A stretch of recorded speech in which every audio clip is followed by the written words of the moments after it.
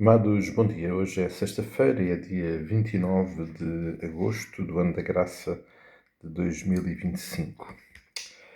Terminando a nossa semana de reflexões aqui pela manhã, no texto de 1 de Pedro capítulo 2, hoje olhamos particularmente para o versículo 4, onde Pedro nos registra mais uma marca, um resultado direto de conhecermos Cristo e por esse conhecimento e pela intervenção dele termos sido feitos filhos amados do Pai, cidadãos do Reino.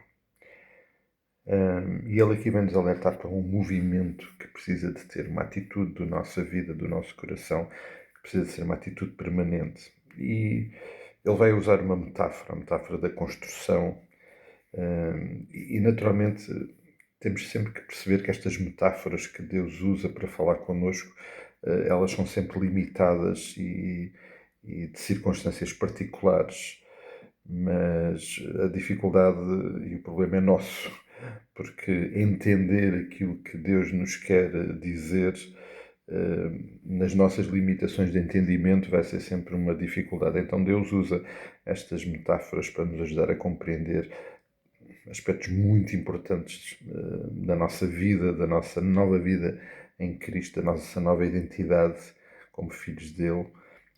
E neste caso, então, usa a questão da construção e temos que nos remeter àquilo que eram os modelos de construção da época, que eram baseados num princípio de haver sempre uma pedra principal a partir da qual a construção era feita.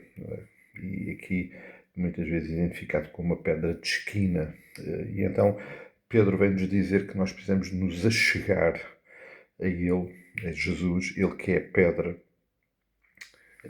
Pedro registra que esta pedra foi rejeitada. E ela foi rejeitada exatamente por aqueles que tinham a obrigação de a receber e de a reconhecer.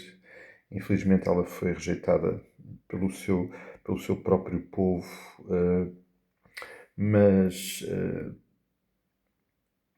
para Deus. E permitam-me aqui fazer uma reflexão que, entretanto, veio ao meu coração a respeito deste texto, deste versículo. Portanto, Pedro está a dizer, chegando para ele, pedra que vive, portanto, o aspecto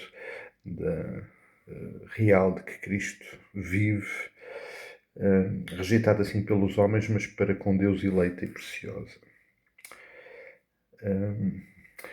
Eu temo que, por vezes, nós, na nossa caminhada, e pelo facto de Deus nos amar, de facto, muito, e olhar para nós e de cuidar de nós, eu temo que nós, por vezes, na nossa caminhada com Deus, com o Pai, possamos ter a ideia errada que nós somos o alvo, somos o centro das preocupações de Deus, o centro da atenção de Deus.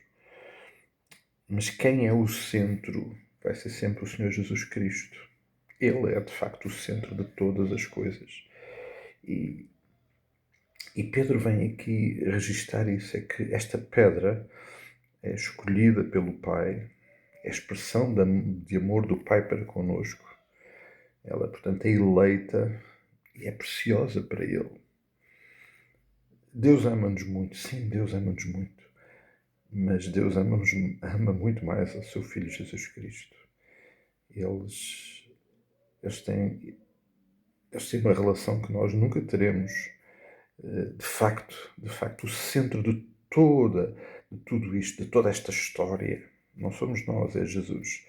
Nós somos beneficiados pelo facto de Deus nos amar e de nos ter amado através daquilo que é precioso para Ele, que é o seu próprio Filho. Nesta sua existência, obviamente, sempre sobrenatural da Trindade, de Deus Pai, Deus Filho, Deus Espírito Santo. Nesta dinâmica. Mas precisamos de ter em mente esta realidade. Deus ama-nos muito. Ele já provou isso. E se há uma forma de nós entendermos isso, é o facto de Ele nos ter dado e entregue por nós exatamente o seu bem mais precioso, que era o seu Filho. Mas o centro de toda esta história, de tudo, razão de ser de toda esta história da humanidade é Jesus Cristo. Tudo foi criado por meio dele e para ele. Paulo é muito claro e usado pelo Espírito Santo para registrar isso. Amados, eu creio que vale a pena pensar nisso.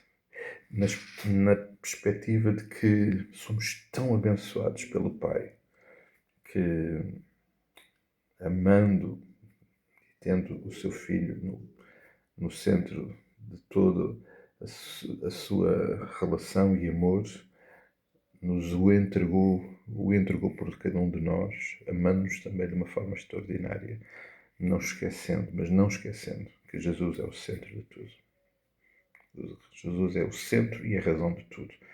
E também precisa de ser o centro e a razão da nossa vida, do nosso caminhar diário, da nossa nova vida, que é uma vida que tem no centro Jesus Cristo. Creio que vale a pena pensar nisto, meditar nisto e falar com o Pai acerca disto. Um forte abraço, um resto de dia muito abençoado. Oramos uns pelos outros também e certamente, permitindo o Senhor, nos vamos encontrando por aqui. Até lá, bênçãos do Pai.